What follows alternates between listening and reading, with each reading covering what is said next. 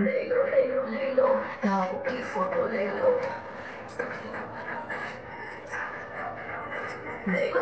ले लो भाऊ की फोटो ले लो।